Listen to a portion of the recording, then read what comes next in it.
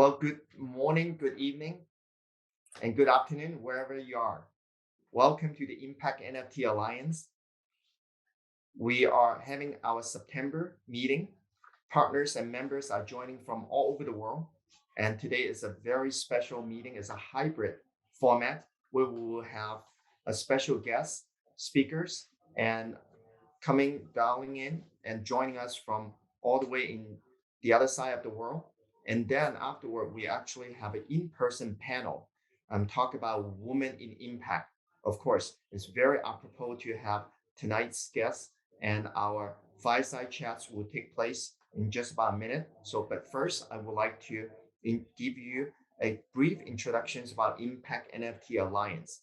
For those who are not members or you're joining us for the first time, we are the largest impact creators focusing on sustainability and climate change in the world, meaning we have the largest membership. Today, we have over 102 members. And if you search on Google, in one word, Impact NFT Alliance and the works of its member dominate the first organic search of about 20 to 30 pages. So I often joke about the assets and the size and the reputation. What is it worth for any organizations? Just imagine if you're in the corporate world, normally you would spend millions in doing SEO and doing content creation to create that top of the page search results. So if one page will worth about 1 million, our organization today has a reputation that is worth about 20 million. And so of course that's something we often talk about. But the most important of all is members like you who have supported, who have shared the knowledge and shared the insights into impact creation. And so it's my pleasure to welcome tonight's all the members who are outside having a drink, having some fun, and watching us and together sharing a fireside chat with Kelly Lovell. So here's someone who may need some introductions. Many folks in North America, especially if you are youth, you are impact creator, you are into the space of entrepreneurship, you will know her name almost like a celebrity in the entrepreneurship world. And this is someone who also carries many, many titles. Among them, there is most influential woman in Canada, as well as being the 30 under 30 in sustainability. And then she's also a Queen's leader. And like many people, I'm a fan of hers and I follow her on LinkedIn and various different social media. And her work has been amazing in galvanizing youth around the world and having the engagement with the decision makers and the biggest influencer in the circle. And her participation in COP with United Nations and other things has been phenomenal. And let me just read a little bit of her bio. A 19-time award-winning woman entrepreneur, top 30 under 30 sustainability leader, Canada's most powerful woman, WNX Top 100, and the Queen's Young Leader Award. Kelly is the CEO of Bridging the Gap Ventures. She's also the founding global chair of Younger, a pioneer global festival for impact that annually connects young people around the world. So one of the key numbers I was so impressed with is she has onboarded and trained more than 4,000 young leaders across 159 countries and reached 330 millions on social media. So here's someone who's also a KOL, what we call key influencer in the social media. So at this time, I would like to ask Kelly to introduce and say hi to us, to all the people who are joining us tonight or this morning. And at the same time, we will get started with our questions. So I would love to have you to say hi, Kelly. Thank you so much, Joe, for having me. Hello, everyone. I'm so excited to connect with you. And specifically around this topic, I think with the emerging technology in the space, we're really taking the work that the Impact NFT Alliance is doing to take a lens on the impact that these technologies can have and how they can be applied in creative and new ways to solve global challenges is a worthy and necessary conversation. So, Joe, thank you so much for inviting me to be part of this conversation today and connecting in with the community.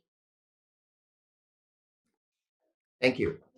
So, as I mentioned, as a fan, I follow you on the LinkedIn page. And recently, one of my favorite posts you have put together is of the Queen Elizabeth II, after she passed away. You immediately put out a post. So, let me share that post. And so you can actually see the post where you actually commemorate the Queen. And I would like to ask you, what was it like to receive the award and actually the interaction with the Queen? And then what was it like? How did you feel when you learned of the news that her passing away? Yes, yes. So I received the Queen's Young Leader Award when I was 23. And as part of the award, we are, so I'm based in Canada. So I was flown over to the UK to meet the royal family and receive my award at Buckingham Palace from Her Majesty herself. So it was quite a surreal moment as a 23-year-old. This was several years ago, but it's still very vivid memory for me, it represented more than just the award itself. For me, it was a lot more around the idea that as a young person, I could have impact that was recognized and meaningful at that scale. And it what connected me in with a global community of young leaders across the Commonwealth.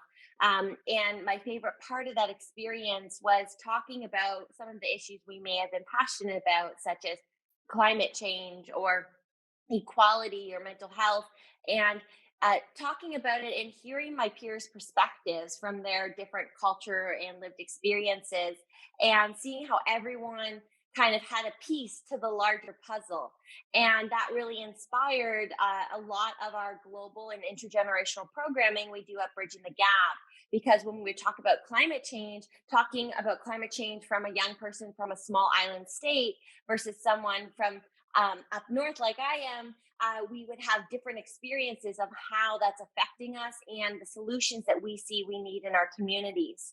So I learned that solving global challenges actually requires, because they're interconnected and complex issues, they actually require hyper local and personalized solutions. And so I've been kind of very passionate and inspired by how do you create localized solutions at scale so you can lead the change on the ground while addressing and moving the dial towards some of these larger targets like the UN Sustainable Development Goals. So Great. to answer your question about meeting the Queen, she has an essence and that you just really a strength and resolve as a leader that when you, and I think you see this in a lot of leaders, that they have a presence around them, but most importantly, when they give you direct attention, it makes the kind of the world stop. So the Queen had a technique where she would have eye contact and it wouldn't matter all the chaos that's around her. She would take the moment to speak with the individuals, and myself included. And in those 5 minute conversation, you just kind of forget that the entire royal family is watching you while you're having this conversation on the stage. As you're seeing the picture there, there's a video there, and it goes on for like 5 minutes of just this like quiet conversation in the middle of the ceremony. And I think that's just a really unique attribute I remember as her as a leader is just this brilliant presence and resolve that just creates a sense of strength and consistency in a time that was continually changing. And I think that's what she represented for a lot of individuals, was just that steady resolve, steadfast leader during many decades of change and transformation. Thank you. That's amazing. Well, with the adage of age is just a number really applies to you in a different way then. As a leader, you mentioned leader and leadership a few times. As you have accomplished so much in such a young age, tell us how did you get started with your journey in founding Younger, and how did the association with UN and especially COI, for those who don't understand what have not heard of COI, will you explain what that is and explain to us how your organization have been partnering with UN? Yes. So I founded Younga in 2020 at the brink of the pandemic. So I had literally had a meeting at the UN Secretary General's office in January of 2020, and I had come to them with this idea of doing a global youth takeover event for COP. Sorry, not for COP, for the UN 75th anniversary. And at the time, I had done a similar model nationally here in Canada. We had piloted this global youth takeover model, which is a hybrid similar to what we're doing right now, where we had in person young people mixed in. I'm very big on intergenerational because I feel like we all learn together. So young people benefit from getting in the room with decision makers and executives, but the executives leave that event with just as much of an infusion of passion and new ideas and creativity that they take away from young people. So we had piloted this intergenerational event that was hybrid with people in person here in Toronto, and then we had it live streamed and interactive with about 30 countries. And so I brought it to the UN, and we were going to do a youth takeover event for UN 75. COVID happened, events shut down. And so in that moment, I was kind of at a crossroads of, do I give up on this vision, or do I continue with this momentum and use challenge as an opportunity to think differently and try something new? And I did the latter. I ended up learning about VR. I was put in a VR headset and in the by a colleague who was passionate about it, because it was like they were in the merging space. And I was just mesmerized by the potential for VR education and human connection and empathy with its spatial awareness that it created. So I dove right into VR. We did the first global VR youth event via Younga, and that was kind of how Younga was born.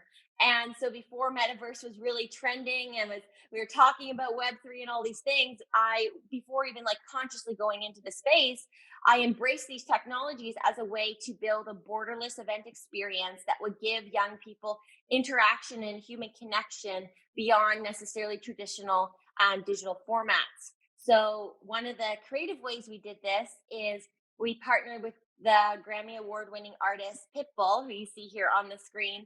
And we did a metaverse performance where we created this metaverse spaceship, the youngest spaceship, and we flew around the world with Mr. Worldwide, which is what he's known for, learning about overcoming fear. And we had all these like 3D animated UN SDGs flying around, learning about climate justice and equality. And for me, that's what kind of hooked me into the sector, is when I saw how we brought these pieces together, the possibility, the level of creativity and imagination, and the transcendence of interaction to a whole new level of integrated learning just really inspired me of how we could use Web3, metaverse, and a lot of these new technologies as a way to educate and activate audiences for social impact topics like we had done for the UN SDGs.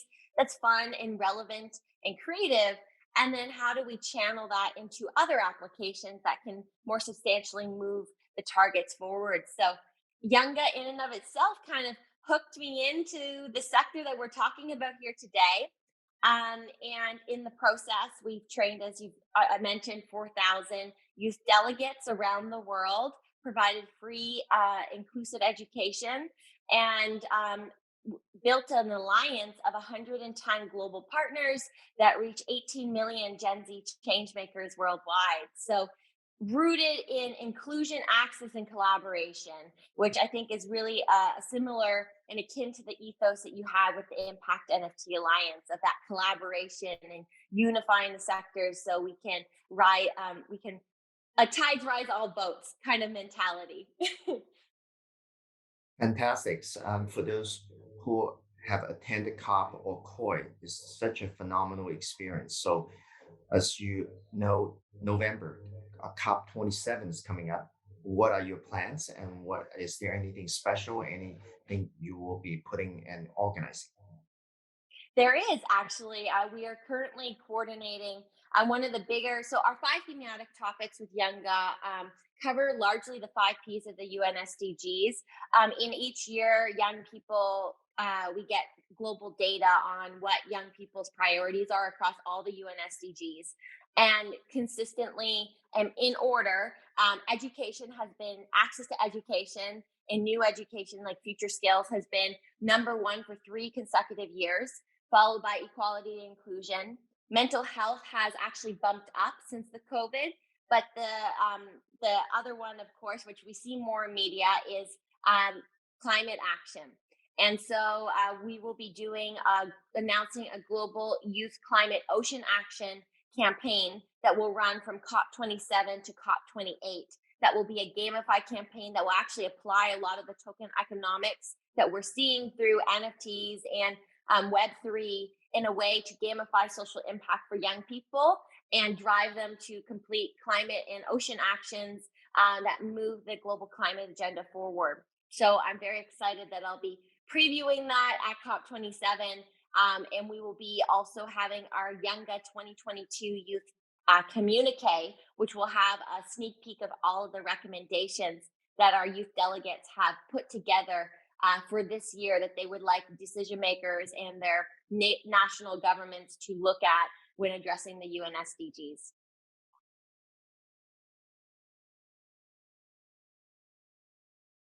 Fantastic.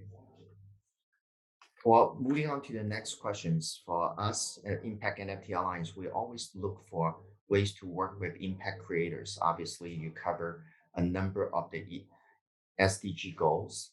Uh, What are some of the things that are happening in the NFT world that you would like to share, and what do you see as the future of Impact NFT? Yes.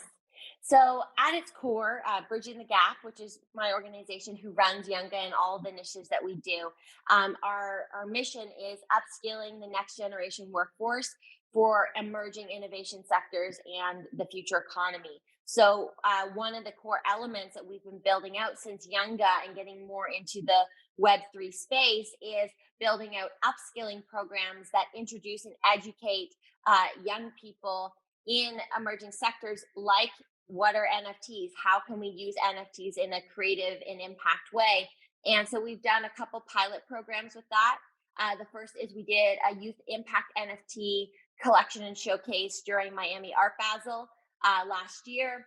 And then we were the first to project one of our youth impact NFT arts on the side of the UN headquarters building in New York in May as a creative activism campaign calling for youth inclusion in the global climate and SDG agenda. And so impact NFTs, I feel, really go to the crux of what the utility of NFTs can be. So if we move away from the more surface level applications when it comes to art and having like membership badges and things like that, at its core, impact NFTs has some really unique applications because they are digital certificates of ownership. We can apply them in unique ways. One of the creative ways that I've been seeing from some colleagues is NFTing land to conserve the land. So you can own parts of land and then by owning that slot of land, it prevents it being built on. So you're conserving the nature or the wildlife in that area. There's ways that you can NFT and back carbon credits.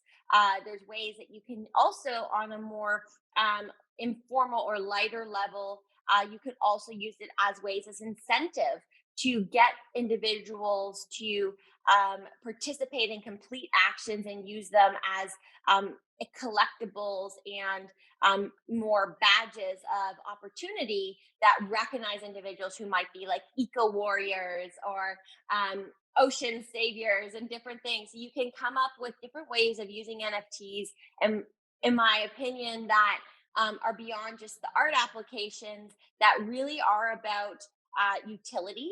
So, what does this NFT mean? What does it unlock when I have it? So, utility, what does it mean? Would be like, what is the bragging rights? What is the exclusivity of it? Is it something like a gold star that I would want to share? That's one area to add value. The second is, what does it mean and unlock when I have it? So, when I have it, does it unlock access to special events like going to COP27? Does it unlock an opportunity to be part of a community like Impact NFT Alliance? So you can look at NFTs in a more engaging way, I feel, and that is something that over this next year I anticipate we're going to see more of, especially through initiatives like Impact NFT Alliance, where many of your members are already doing a lot of the things that I've mentioned and are really going to demonstrate the effectiveness of this technology. Thank you. You have mentioned several of the favorite topics of our mine as well as our members. The nature conservancy and the biodiversity and also the climate accelerating of decarbonization. So everything through the Web3 technology. For those who are going to be able to stay with us, you will hear from some of the experts talking about those, addressing some specific projects from our members as well. So, Kelly, going back to you, what has been the most challenging things to build that community? For you, you have um, Bridging the Gap Ventures. How do you use your company or the organization to actually help the growth and accelerate others, the community? What's the most challenging thing if you have to name one or two? Yes. So I'm in the business of building bridges, literally, it's in our name. And so one of the key roles that we do serve is for stakeholders in community, whether it's private, public sector, or civil society, who want to tap into youth led innovation or next gen workforces. We serve as a bridge and a conduit to connect with them in a relevant and engaging way through creator labs and interactive mastermind sessions where we will solve for specific challenges like climate action in a way that the stakeholders can test out ideas, co-create campaigns with, or activate our young change makers as creators and ambassadors for specific campaigns. And so one of the challenges that I've experienced in growing it, I would say, is the mentality shift. I think in our kind of traditional business world, where it's a competitive landscape. So our entire model and also our rapid growth has been attributed to collaboration.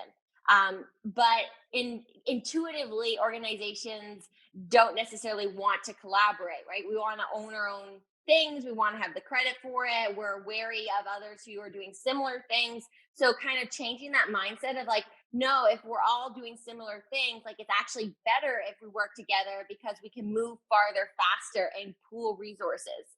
And so it did take a little bit of kind of nurturing that and explaining the value in collaboration and unifying for a shared cause. But in doing so, you create a powerful force because by as one organization, I can have a great youth impact, but as a collective, as our Bridging the Gap Alliance of 110 organizations, we reach 18 million Gen Zs in 243 nations and territories. So that's pretty much every nation and territory worldwide, except like Antarctica and Vatican City. So it's pretty comprehensive and now gives us the reach and the power to be able to do targeted initiatives with a partner who wants to reach youth in a specific area around a specific topic where we have those partnerships. So I would encourage individuals to consider when launching any program, um, who's doing something similar to me or has similar goals. How can I work with them or approach them in a way that we can amplify each other's efforts? It's counterintuitive to what we're told and taught as we navigate the business sector, but it can give you a unique advantage that helps you move faster, especially during the current state of the world where everything is still changing so rapidly and in flux. It's a really good time to start to build bridges and partners that you can count on and collaborate with. And then I would say the second challenge is really creating platforms of impact for young people to not just be a token youth who's on a panel or kind of superficially engaged in a policy conversation, but how do we create tangible and meaningful pathways for youth to actually gain the skills to utilize these technologies and become the next developers and innovators and creators in these spaces. In Web3, you have tons of communities that want people to build dApps on their platforms. You have all these young, bright young minds, many of which have been left out of education and employment, especially during the current state of the world, that are sitting there wanting to do something meaningful, have an impact. And if you can give them a pathway that gives them the skills to actually chart a career and create a livelihood out of that, then you're uplifting both parties. And so it's both a challenge and an opportunity, but one that I'm extremely passionate about working with other partners on is how do we continue to revolutionize what education looks like, make it more inclusive and accessible so we can tap into new workforces that are currently being underutilized or are currently able to be reskilled into new sectors. I think Joe got kicked out of the Zoom, so I'm thinking he's going to pop in anytime soon. But in the meantime, I can continue a bit. What I would say while we're waiting, for anyone who's interested in anything that I've been discussing thus far, we're actually just kicking off Younga 2022 next week. It runs for 4 weeks. It's our largest global festival for impact that Bridging the Gap runs every year. We have 2,000 delegates worldwide that have been selected from all of our partners who will be co-creating solutions across the UN SDGs. At the end of our program, they build a communique report that shows the detailed action plans and recommendations that they want decision makers to embrace and take action on. And throughout the 4 weeks, we have a variety of expert leaders, celebrity guests, and global and world government leaders who come together to co-create solutions with young people. So if any of that interests you, if you go to youngaforum.com, YOUNGA is how you spell Younga. You can check out some of our lineup that we have over the next 4 weeks. There'll be some live streams and such that you can check out.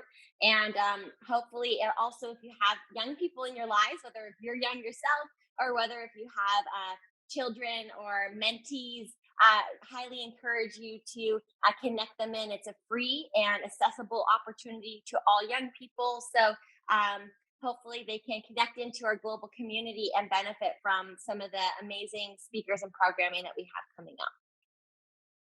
And I think, Joe, are you back? I We've think there might lost be our an host. internet connectivity issue here, so please excuse us for a second, please. No worries. Yes, I can write the link, Toby, for sure. And if anyone on this call is also interested more on, I'll put that in the general chat instead of a direct message. If anyone is in the Web3 or emerging sector spaces and is interested in upskilling talent or tapping into new audiences of talent within the platform. So maybe you have your own metaverse platforms, NFT drops, or looking more from a perspective of growing workforces within the space.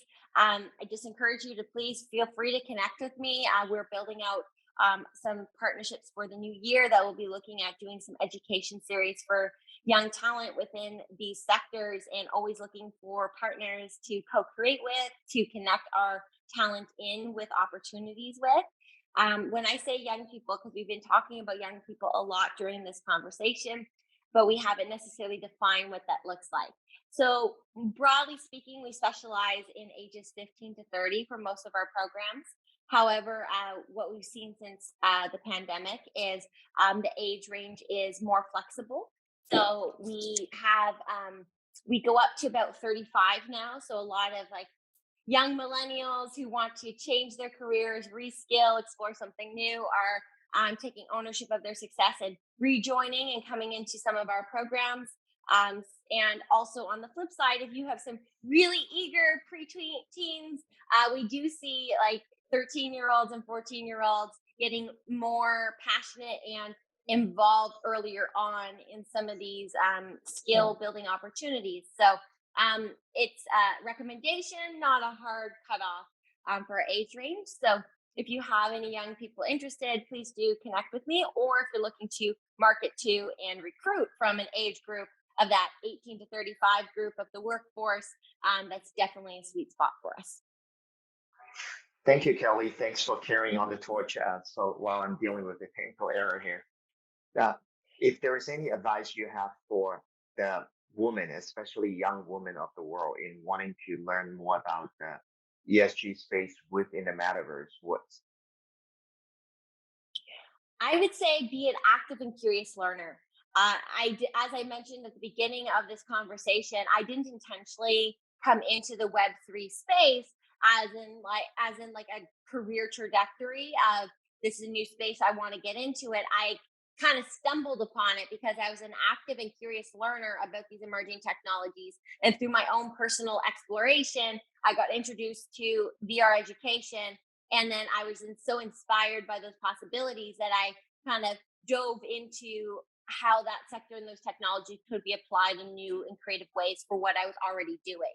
So I think, especially in the current sector, when so many things are building and expanding and changing and scaling, that it's a really good time to be that active, curious learner, that fly on the wall. Like, even if you're not really sure on the space, go out to some Web3 events like the one that many of your participants are in right now for your in real life version of this hybrid event.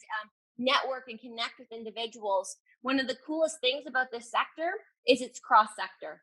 You will meet individuals from various industries in different walks of life, whether they're a fintech investor, whether they're an entertainment producer looking at it from applications into the entertainment world, music artists and creators who want to use it for their own ownership and taking ownership of their success. And then obviously you have your tech and evangelists and the pioneers in the space. So you're going to meet a variety of people.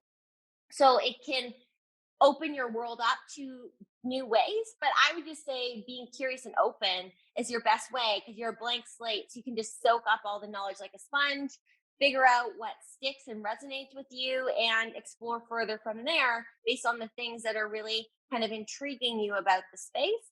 And if it doesn't intrigue you about the space, at least you have knowledge of the space. So as individuals continue to talk about this industry and it seeps into all of these interconnected industries, like I just mentioned, it has so many applications at broad stroke level that your knowledge and awareness of the space at minimum will help you understand how it may affect industries that you work in and what can to expect in years from now as the sector continues to grow. Thank you, Kelly.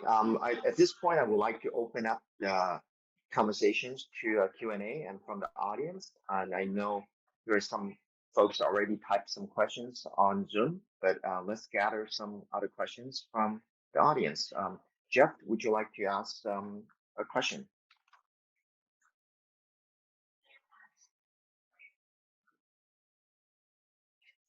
Yeah, sure. Hi.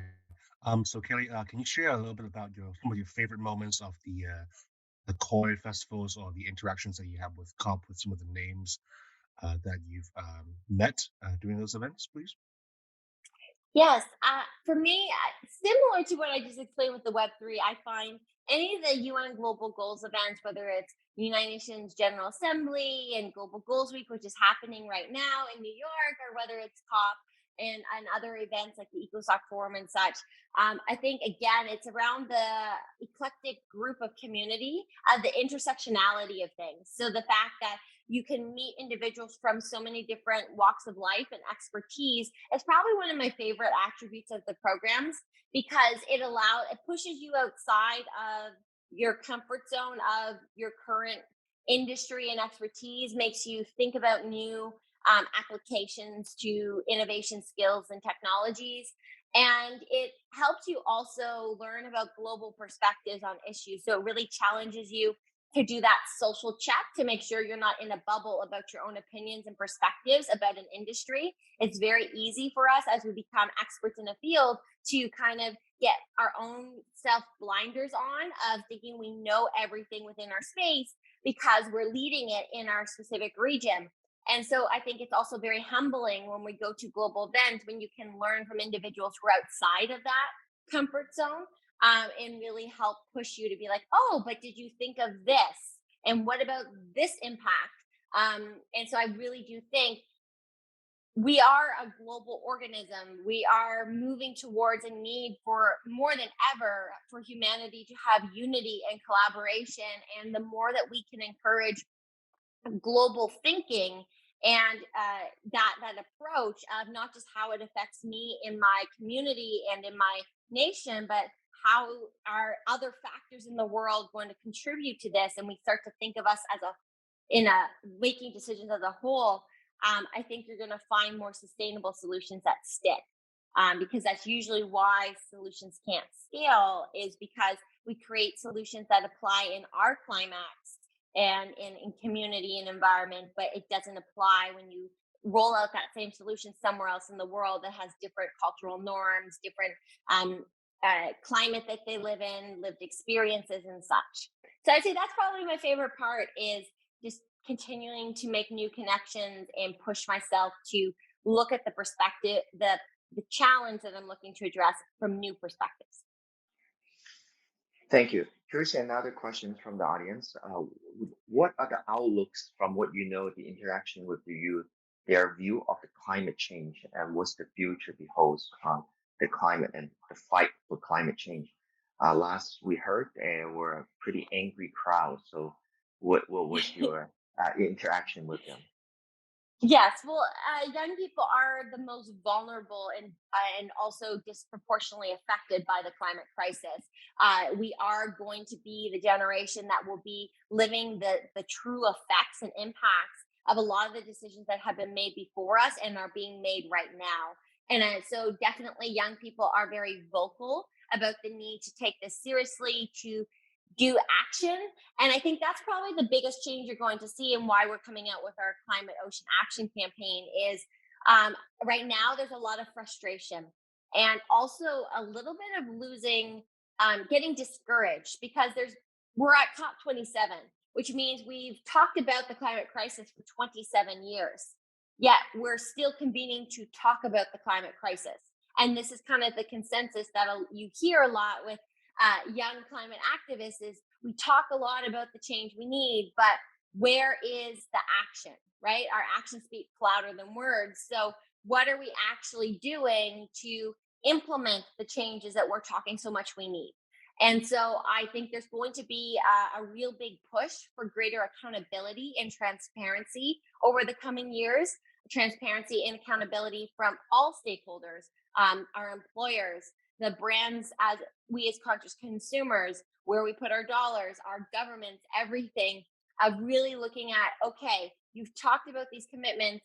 What are you actually doing to implement them? And are we tangibly moving forward in achieving some of these targets? So any ways that we can create more concrete pathways for youth to feel that they are part of the solution, and then second, that there is movement and momentum towards progress, I think are going to be key themes that we're going to see over the coming years. Fantastic. Well, thank you so much for taking the time. I know it's early in the morning at East Coast in Canada, and for you to take the time and talk to us, this is amazing. And really, we appreciate all the feedback, especially the advice you have given. And at this point, we are going to take a short break and let folks who do the networking and get back to talking and enjoying and some of the food of thoughts you have given us for the next hour or two. We will be moving on to the impact, a woman in impact panel in real life and in person. But we will be also streaming, minus my technical errors and other things happening on my computer. We will be running a really smooth, seamless Zooming sessions next with the next panel. So again, thank you, Kelly. We hope to meet you and hope you come out to Asia. And we hope to definitely see you at COP27 in Egypt this year. So thank you very Yes, much. thank you so much for having me. And everyone, has been wonderful to connect with me. Uh, and for me to connect with you. And I really do encourage, please do reach out if anything I said has resonated. Always happy to learn of new and interesting projects and collaborations. And otherwise, I do look forward to hopefully seeing many familiar faces. Come find me at COP27. And hopefully, Joe, you can bring me up. We can find a way to do something as an activation in Asia quite soon with youth and impact NFTs. So thank you, everyone. And otherwise, enjoy your networking and event. Thank you. Thank you so much. For those who would like to stay on, you can stay on or you can Zoom and dial back in about 15 minutes. We will start promptly at 8 p.m. for our Women in Impact panel coming up.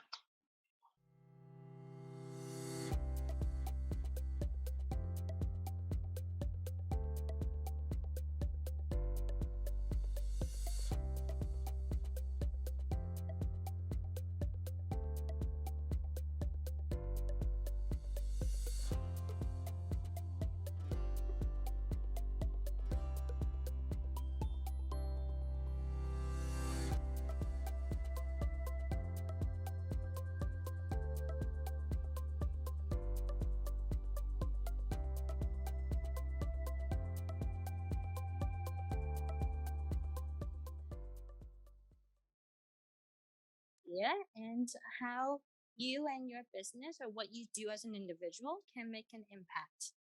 Ines? Lovely. Thanks. Thanks for having me.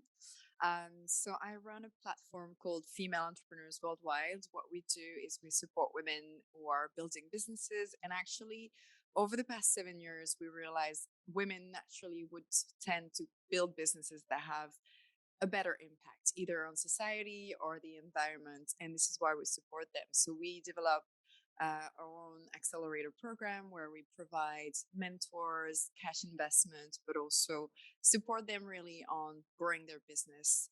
And what I like the most about my work is obviously seeing women trying to change some of the biggest, I would say, environmental issues. Like for example, fashion waste. We have one of our incubatee at the moment, Phoenix, who's focusing particularly on building a technology that would help textile waste to be recycled. So these are the type of businesses that we work with, and we've been doing this for several years. On top of this, I'm also running a charity called Inspiring Girls, where we it's an international charity, but I lead the Hong Kong chapter. And what we do is we bring female role models to talk about careers to girls in schools, especially secondary school girls. And we work with organizations such as the Nature Conservancy to bring girls in understanding what is conservation work, for example. So I can touch on more of this later. I personally, my life, I think I do what everybody we're supposed to do, right? I eat less meat. I buy secondhand clothes. I do all these things, but honestly, I still feel like there's a lot that we could do on a personal basis. And we were discussing this earlier. It's like in Hong Kong, you try to recycle your waste, but then you know that the car is just going to the same bin, right? So I wish, we could have actually like proper solutions in Hong Kong. And if any of you have something to share, I'd like to learn how I can do better in my own personal life. Sorry, you have it. Yeah. So thank you so much for having me. So today I'll be representing SustainHK, which is a nonprofit project that came out of the Global Shapers Hong Kong Hub, which is a initiative that came out of the World Economic Forum. So what we're trying to do is to mass education is what a big part of it is, to bridge the knowledge gap between different groups of people in Hong Kong, specifically because we see that the local community is actually trying to do a lot with sustainability, But a lot of times these efforts are not known within the expat communities or other groups or individuals or even marginalized communities. So what we're trying to do is really build this platform so that people can meet each other and actually have conversations that would spark change and allow them to maybe even partner with each other and build something together. So that's a little bit about SustainHK. And I guess on the personal level, what I'm doing, I think a big part of it is also being the change is really important. So, for example, talking to my friends or talking to my local community about what we can do. There's so much that we need to do now, right? Climate change is a pressing problem that requires the help from everyone across generations, across different groups. And a lot of people just don't know where they can start. It's so intangible. It's such a big concept. It's hard to wrap your head around. So I think even starting small, talking to your friends about it, carbon offsetting, buying a ticket to this event. But, just knowing that there are tangible things that you can do. For example, last week, Mill Milk might shut down. So it's the only carbon recycling plant in Hong Kong. And so a bunch of us who are just interested in helping out, like banded together, and we started talking about, okay, can we write a letter to LegCo, or could we, organize a tour to go there to see what it's all about. So, there's a lot of things you can do on a grassroots level that I hope everyone would try as well. Yeah, absolutely.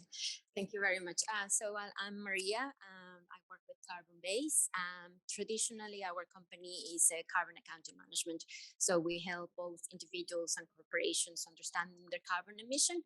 We have a calculator online, the Carbonbase.co, where you can actually understand your carbon footprint and how can you become carbon neutral. We have on the back as well an education platform that we've developed as well. We think it could be very interesting for companies that they can educate and help and support their employees to become carbon neutral. In terms of our work with companies, we help them understanding their carbon emissions. We collect all this raw organizational data and trying to help them to break it down into a report that is well put through in different scopes. And hopefully with that, we can help them achieving their personal or their corporate targets, and if not, help them with their emissions and the residual emissions, and then finding ways to offset that. Tours as well, we're hoping to do more in terms of our carbon registry. We're trying to launch our Asia first carbon registry on the blockchain. And then what we believe as well, as you well said, is that climate change is very real. And that's what we're all going to be talking about today.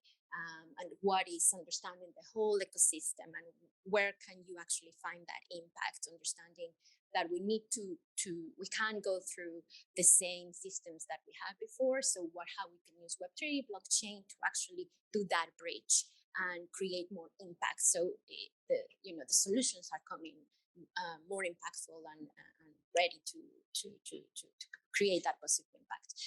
So we also, of course, in Carbonbase help individuals because we all understand as a nature where the human beings are being selfish. So how you can incentivize the users to take action. So because we know the niche, if you always target the same niche market, which is climate activists, people that want to be eating less meat, there's not going to be a real change. So by really rewarding the user, you create an ongoing and sustainable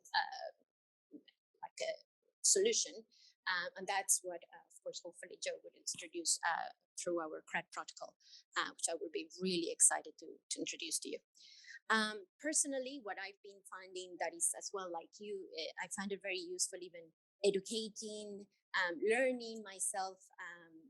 Like before Carbonbase, I don't think I was really aware of my carbon footprint, or was like when I talk to people, they're like, oh, carbon emissions. So I think even that, as you say, talking to people and understanding if I cannot reduce it because of my personal life or my day-to-day routine, if I cannot reduce it, maybe I can offset it, and then I can do something or fund a project that will help me offset my personal carbon footprint. So I think that could be a way that I think I'm trying to introduce more and more. Thank you, Maria. Thank you, ladies, Ines and Sophiya. Globally, globally, the average footprint per person is stretched at 4 tons of GHG. If we map this over to one of the highest carbon emission footprint countries, it would be United States, which sits at 16 tons. The least on the opposite side is Cambodia, which sits at 1 ton. Where does Hong Kong stand? Does anyone know what is the average carbon footprint of a Hong Konger? Louder? 15? Top 10? 17?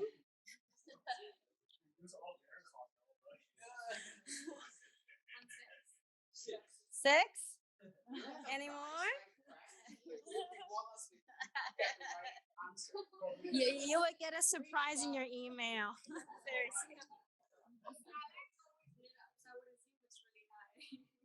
Okay. So we have 15, we have 17. Someone said 1.6. Who said 1.6? We have 1.6. Use a top 10.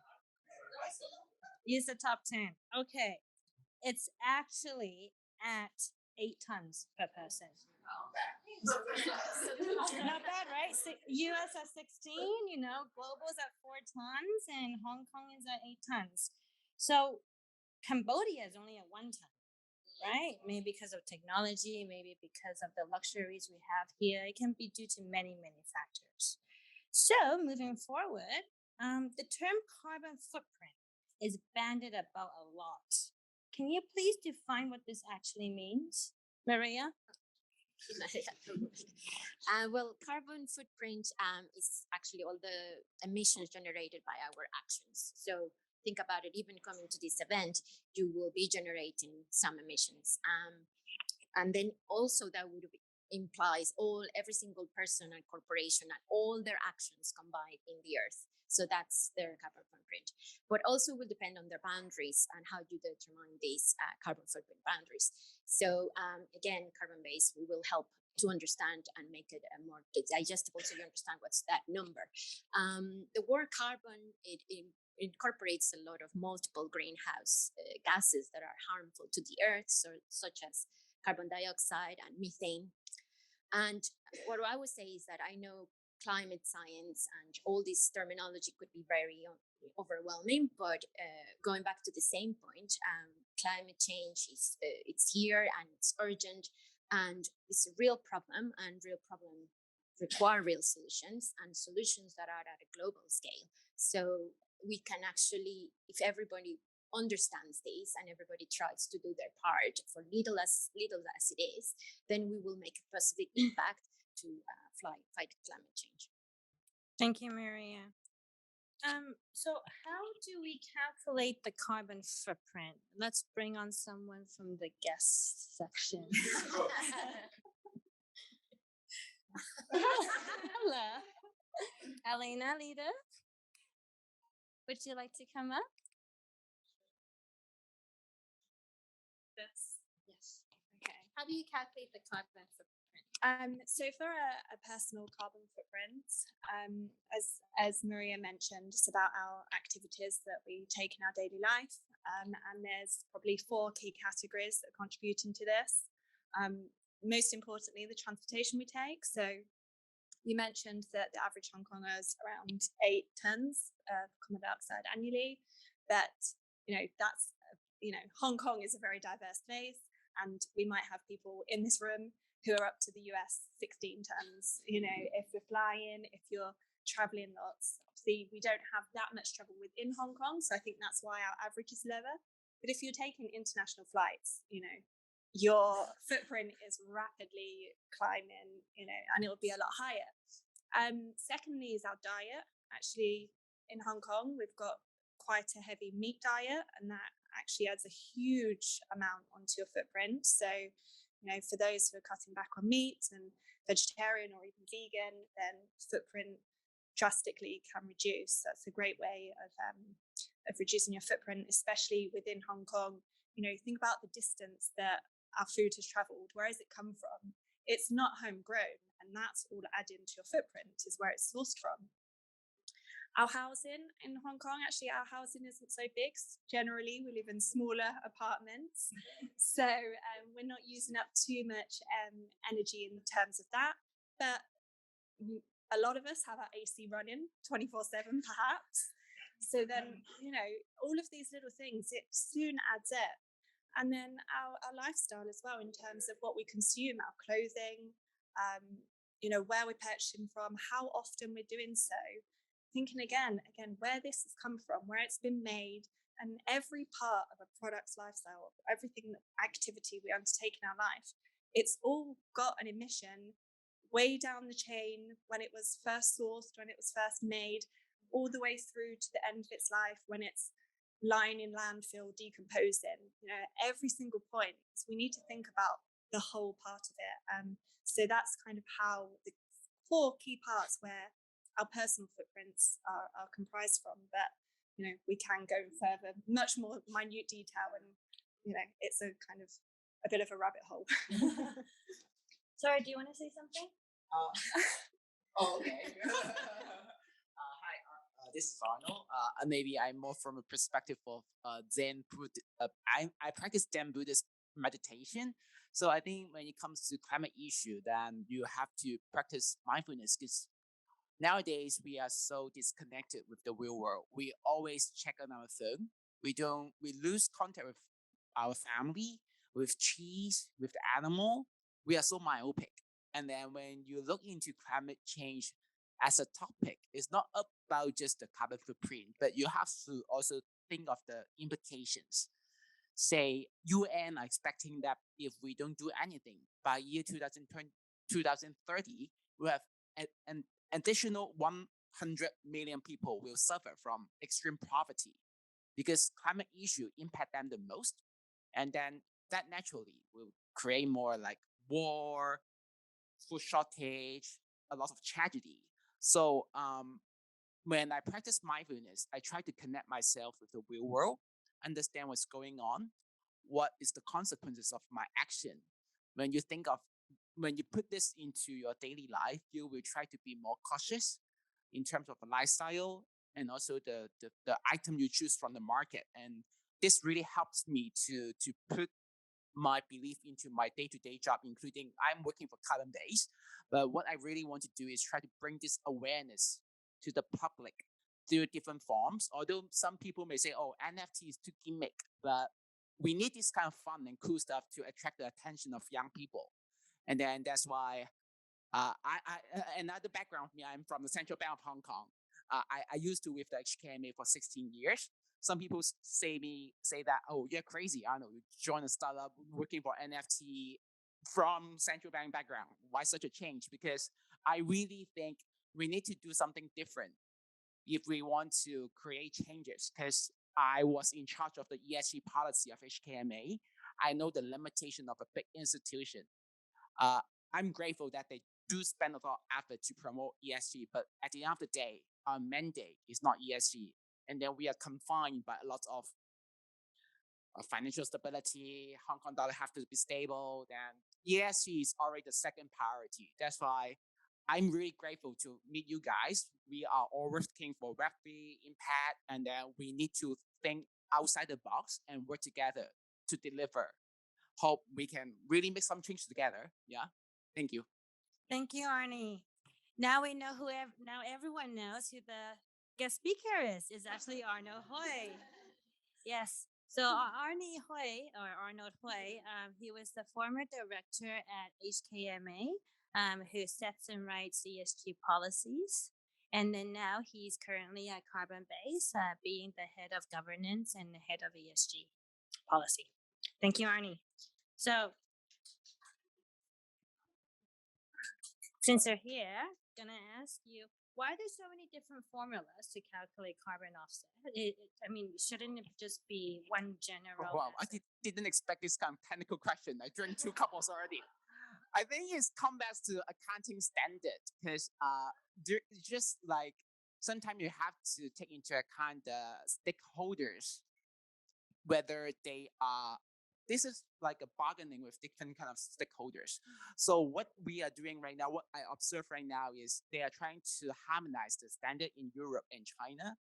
And then going forward, we should adopt a standardized formula so that we have the same language. But this is easier said than done. It involves of geopolitical elements. But I am seeing that it's moving in the right direction. But unfortunately, I would say recently the US-China tension things and the Russian war create a lot of noises, and then will hopefully, I don't know. Actually, I'm quite gloomy about the outlook of the world right now.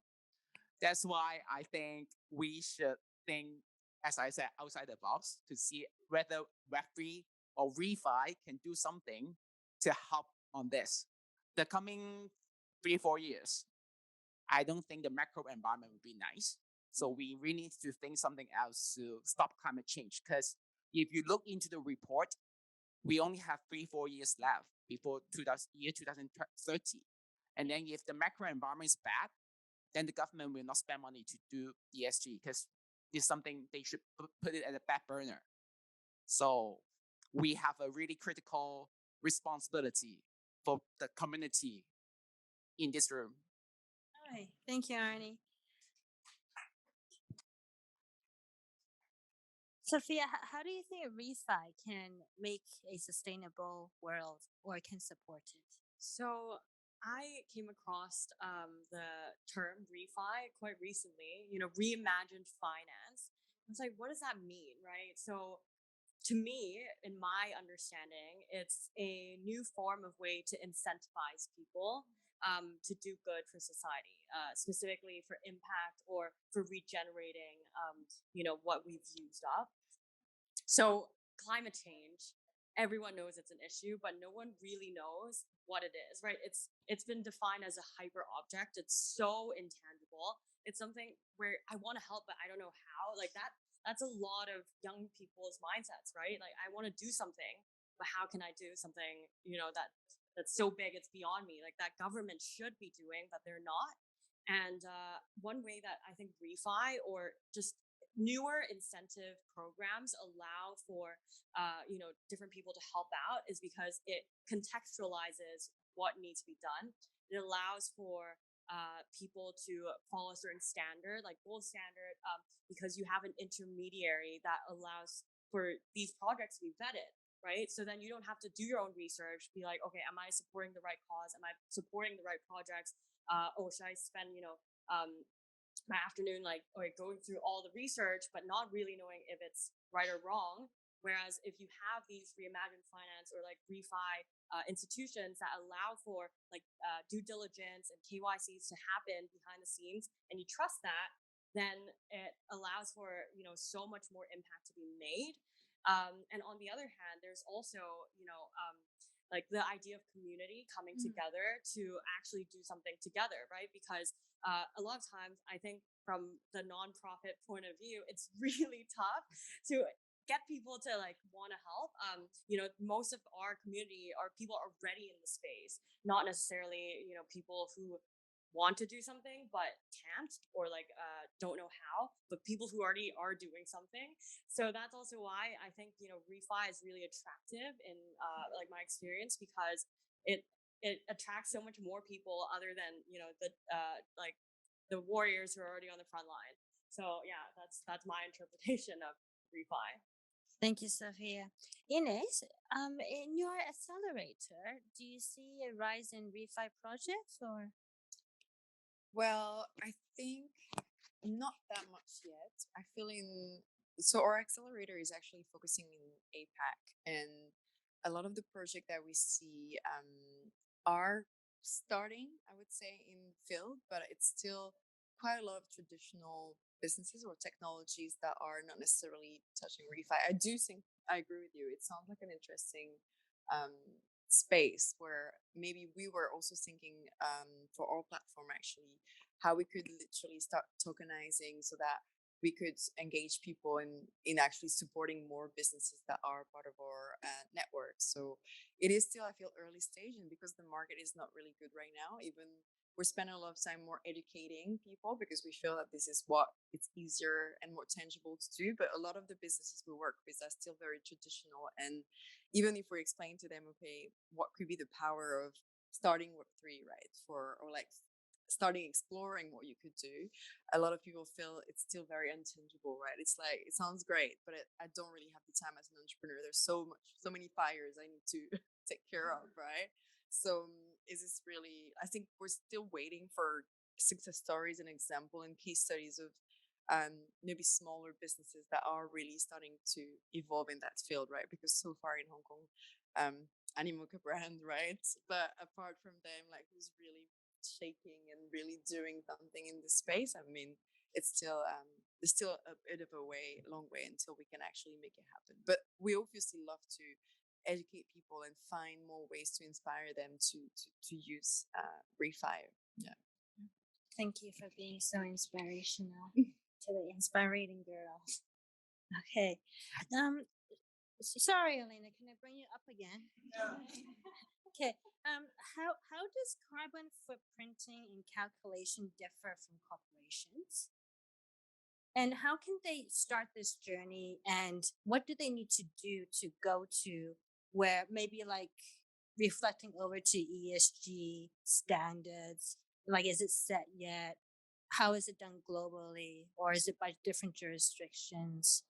How fruitful will it make it look?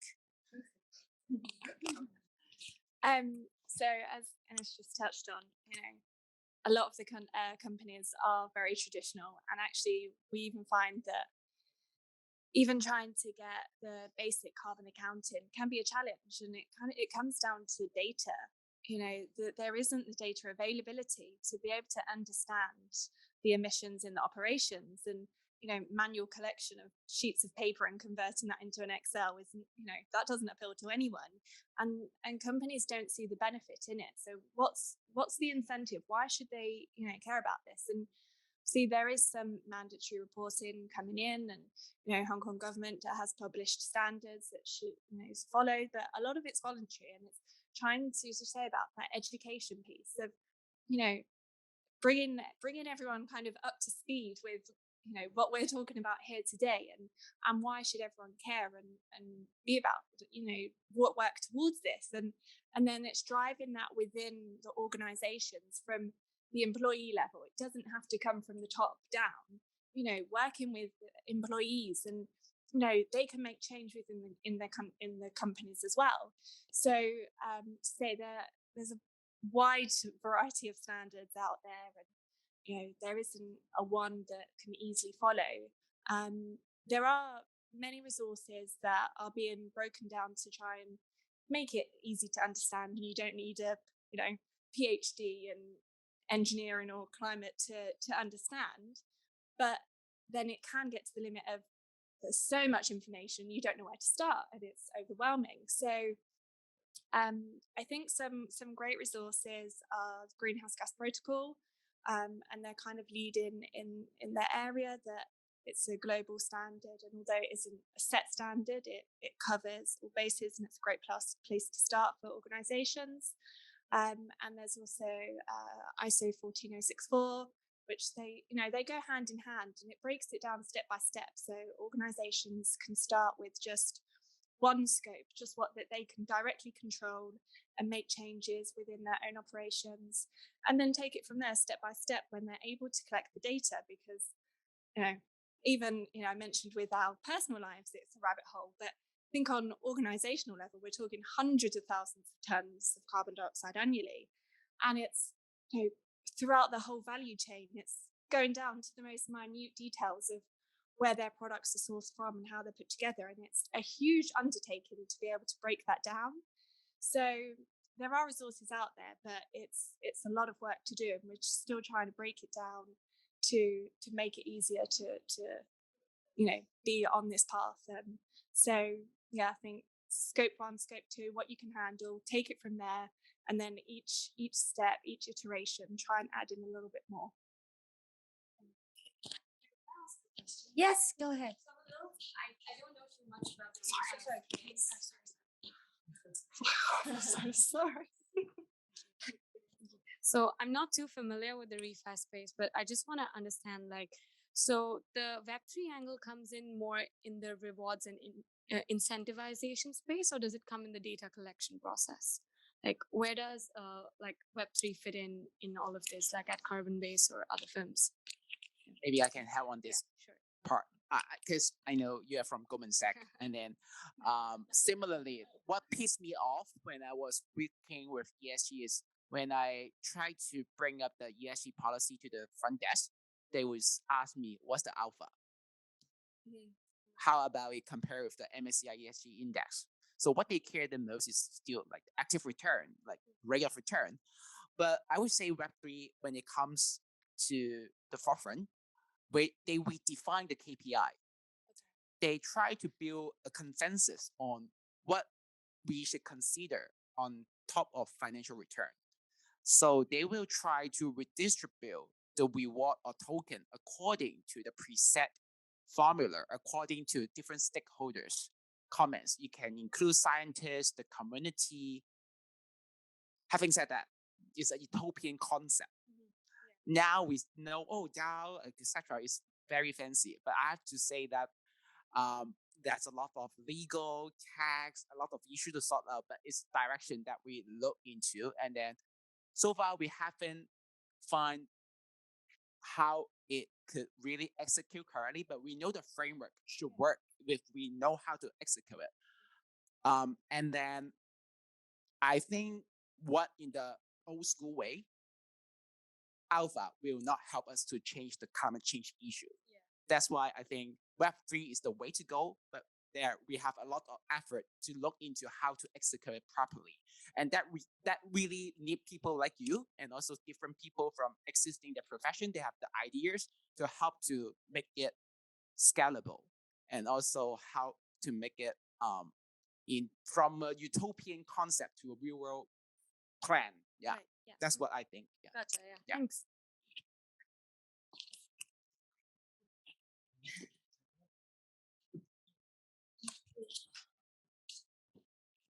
Thank you, Arnie. May I have your name again? Chaiga. Thank you, Chaiga. So pretty, right? Engineer at Goldman Sachs. Very talented. Thank you. Okay. Ines and Sophiya, why do you think ESG is such a hot and trending topic these days? Perfect. You want to start? Go ahead. Okay. So I think, ESG in of itself has been talked about for quite a long time.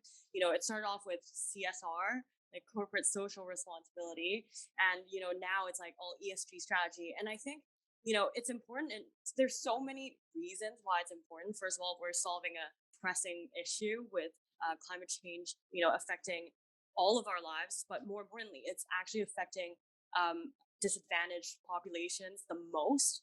And you can see that this change trickles down to all of us. It impacts all of our lives. And that's why, starting from the top, like we have to have more awareness of what ESG is and what you can do about it, because they have the most ability to make that change.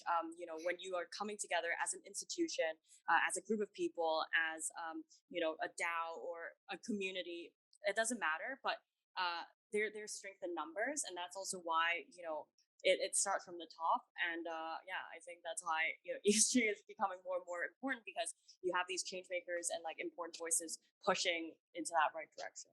Yeah, I think I agree with you. I feel it's been important for a long time. I've been working mostly with entrepreneurs, so for me, they are the change makers that try to make the world a better place. So we've seen waves is literally every year of women starting new green businesses. Like it's been literally 7 years I see this. But now what I find interesting is maybe corporates are taking this a bit more seriously, probably because they realize as well the next generation cares so much. So maybe it's a recruitment kind of issue for them. They want to make sure they attract the talents in. And I think new generations really care of having impact and having purpose in their job, right? Especially after COVID, no one really cares about just going every day to work just to make money. Of course, it's important, but you also want to really think how you can really change, be a piece of that change.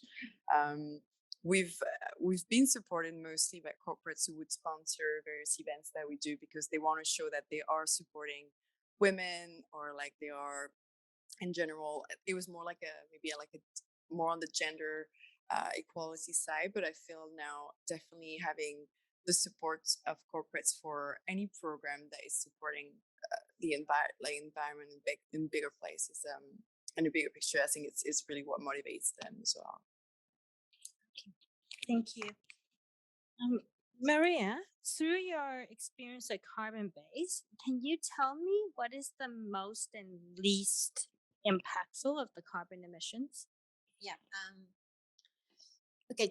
First of all, to really limit, as Lana have mentioned before, the global warming to be less than 2 degrees rise, we will all probably have to reduce our carbon footprint to less than 2 tons per year. Of course, COVID had a very positive impact in a way, because we haven't been able to travel, especially in Hong Kong. So that had a huge impact. I suppose, as we also have mentioned before, your personal decisions on a day-to-day. For example, simply from eating less meat to one transatlantic flight and eating less meat, that actually is equivalent to 2.4 tons. So if you think about it, we're actually, with just that, we're extinguishing our carbon footprint budget. So that probably is something that we can all reduce, because it would be the most impactful. In terms of what have we seen at Carbonbase, we work with different companies and different sizes. As one case study, one company with a population of 1,000 employees, after gathering all their raw consumption data and all their emissions combined, it was going to 38% on transportation. It was 33% on waste. Food waste is another huge problem for the world, so that is where as well the most impact would have. 22% on housing and 7% on clothing. So again, this is the data that is speaking where everything is going in terms of impact. In terms of less impact, I think we all agree that we should really talk about less impact, because every single thing that we do will contribute to do something towards an impact better than no impact. But of course, we understand, as I mentioned before, in nature, it is really hard to change these habits or our day-to-day life because of our necessities, because we live here, we need to see family, etc. So it is really hard to reduce your carbon footprint. So what we think it's important as well is thinking about, okay, how you can offset that number. And that's where we think carbon offset plays a huge and important part in our lives. And that's something I am trying to take more into account in my personal decisions. So yeah, carbon offset is a huge and very impactful tool that we should all consider. Thank you, Maria. So how do we know which different types of offset projects to support? How do you validate this? If Arnie, since you carry, ESG policies and HKMA experience. Obviously, we didn't plan before any. Right now, you will see a very clear signal is the market price. Different offset, they have different price. Good quality project usually have higher price. But then that still come to some question. If you guys have paid attention to media recently, just there's a UK news broadcast, they complain about how dubious the market is. And then it talked about even the best registry, their project are still not that up to the standard. So on top market price, what we think is if we I don't want to do an investment pitch here, but that's what we're trying to do. We want to build a blockchain base registry so that we can enhance the transparency and traceability to the public.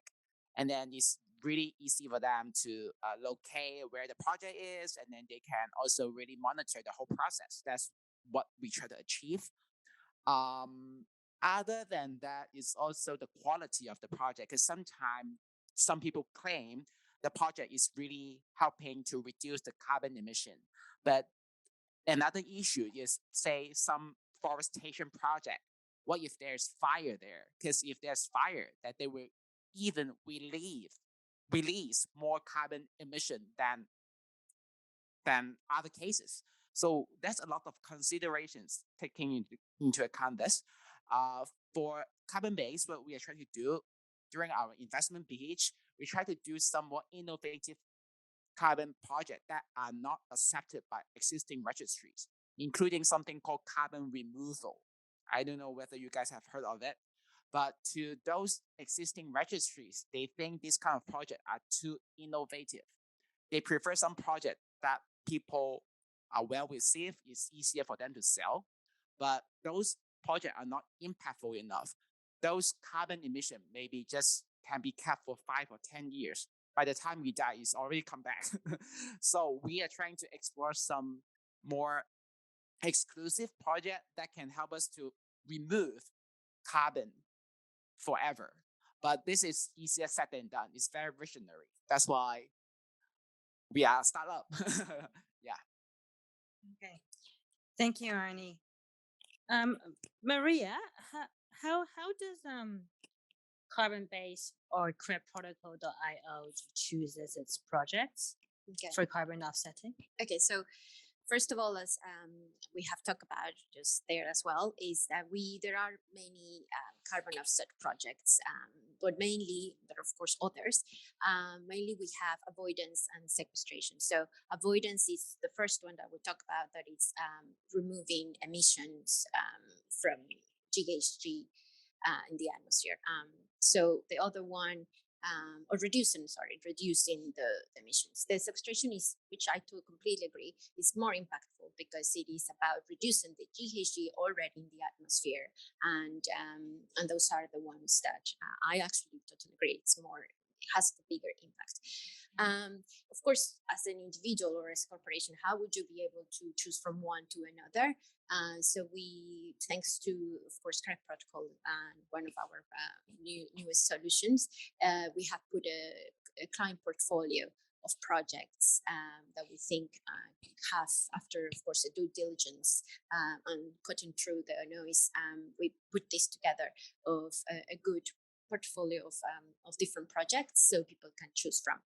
And I think with that, we just facilitate and a more comprehensive portfolio that is not only good quality, but is also worthwhile.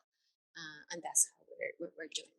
Yeah, something I just want to people in this room to remember next time when people claim they are making net zero, you need to ask, what kind of project are you supporting? Because to some corporate, it's very easy to buy the cheapest project and then claim them they are getting net zero. But what matters is the project behind the support. That's why recently there's a news article about Shopify or whoever company in the US. They claim they make net zero, and then people find out they're just supporting very cheap project, and it doesn't make any sense for people like them to support those projects. So take one more step and ask what they are really supporting and what's the rationale behind. That's what, as an investor or a consumer, can do. Sophiya, anything to add? No, I think that's really well put. Like mentioned, I think refi allows for the traceability, and also because it's all open, there's a trust that can be built on a inherently trustless network, which is, I think, what's great about it. When everything is open and visible, that's how you get accountability. And so I think, it's awesome that you guys are doing this, being innovative in this field that needs innovation. So yeah, I mean, that's what I want to add. Ines? Agree with all this. Okay, wonderful. Now, scrolling down my notes here for the next question. There's been some negative press, as Arnie you mentioned, targeting you again, about the whole carbon setting.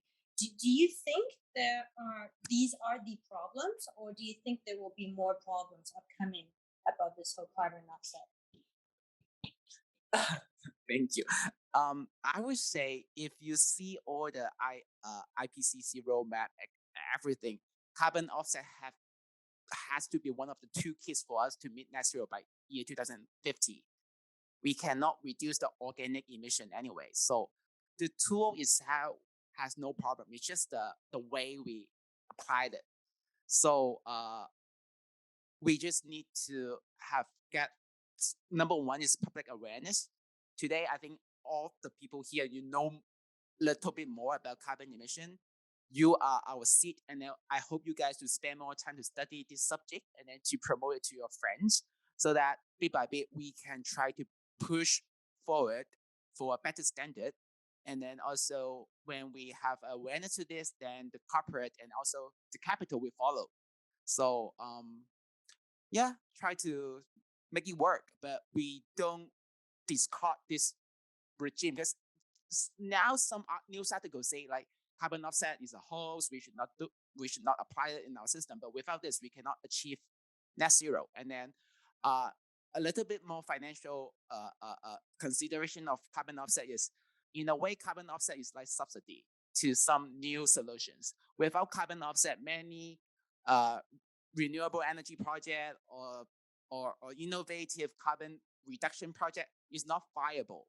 We need to have a robust carbon offset regime to sell this carbon offset in a way to subsidize these projects. So carbon offset has play a very critical role in our fight against climate change. So we just work together to make it work, but don't dump it because of people say it's not perfect. No system in the world is perfect. Yeah. Thank you. Ines, how do you think we can make this more creative and fun? Okay. Wow. This is a really good question. Creative and fun and not just dump it, right? Because like if you just massively say outside to the whole of the world, hey everyone, carbon net zero, how many people do you think would really catch this on and be like, yay? Well, how many people are just gonna turn their back and walk away?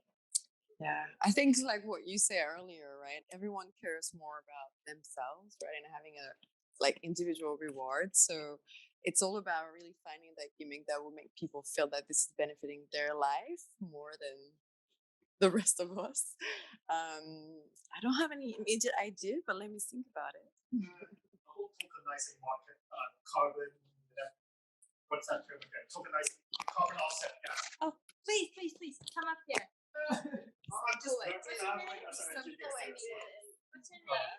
David, I'm just an engineer and I'm just babbling. I'm a Web3 enthusiast as well, but then because Web3, I think at least according to one of the hackathons from IEEE last month, they say it's supposed to be giving a stake of the people that is involved with the ecosystem. So when you're talking about carbon offset, I think maybe we should find a way to give everyone else a stake of doing the carbon offset. I don't know, maybe tokenizing it, although any SFC here? No SFC, right? So yeah, just a thought. Thank you, David. Sophiya, Maria, any thoughts? I mean, I agree that tokenizing the carbon offsetting, but isn't that what CREDProtocol is doing? Kind of. Tokenizing has a risk, because if you guys are familiar with token and also flow carbon, that create a lot of issue because you have to fight with existing registries, because what they are tokenizing is their asset. So that's why we try to build our own registry. But it's very far-fetched anyway. Tokenizing is a way to allow greater accessibility to general public. But it still comes back to requires a lot of efforts to make sure there's no garbage in, garbage out. We have to make sure the input, the upstream supply of offset are legit. Yeah. Anyone have any more fun ideas? Dr. Zoran Popovsky? It's a question. So thank you, first of all, for sharing your experience with this really important issue. Hong Kong and its government, right, has a net carbon zero action plan by 2050, and quite ambitious to reduce carbon emissions by 65 or 70% by 2030, right? With 2005 as a base, right? As a base year. Now I'm wondering, have any of you been consulted on this strategy by the government, and what do you think about the feasibility of this, especially with 2030 around the corner?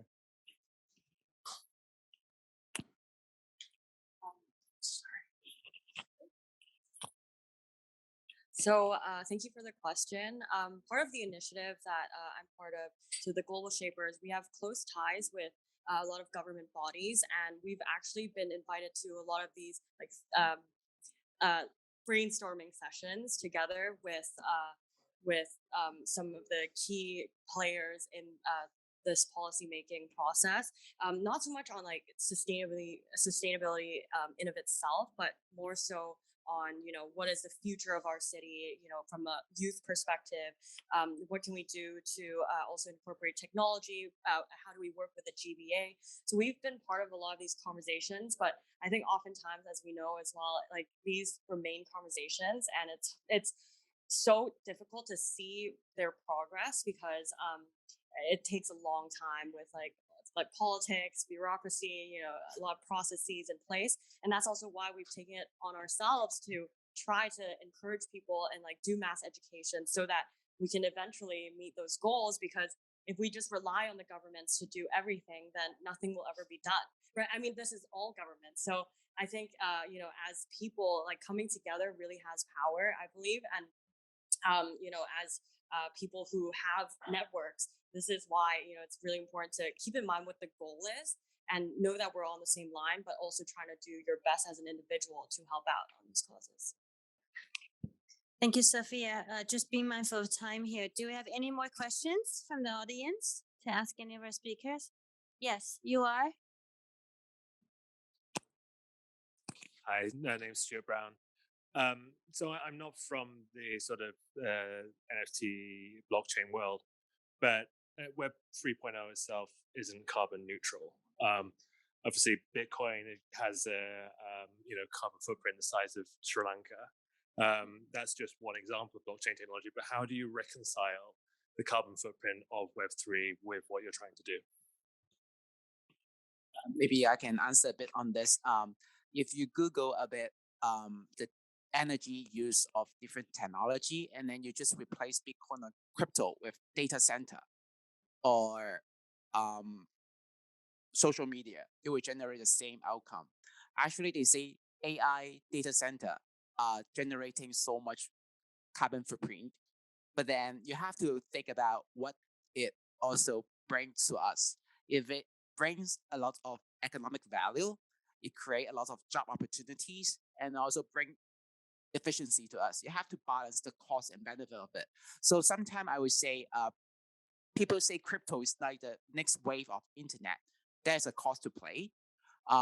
That's why I don't say that it's correct for Bitcoin to spend so much energy, but you have to also think about how the whole crypto revolution can bring to us ultimately. And then in the meantime, we also need to incentivize the energy producer to make use of green energy during the mining thing or etc. But I would say maybe I'm from a policymaker background. I would say when people say one side of the story, I will also look to the other side of the story to see what benefit they can bring to us. Like if you Google like 10 years again, people have some campaign to ban the use of AI because they saying you spend too much energy. But without those AIs, we don't have iPhone 14.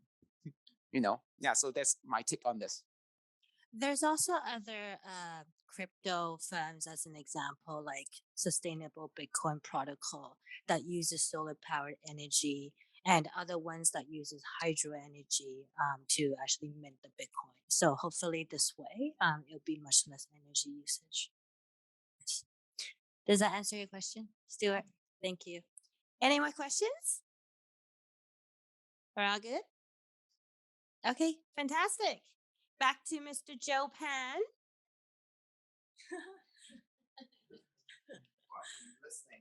a conversation actually live and monitoring the quality. It's actually much better actually online because and it's a little bit hard.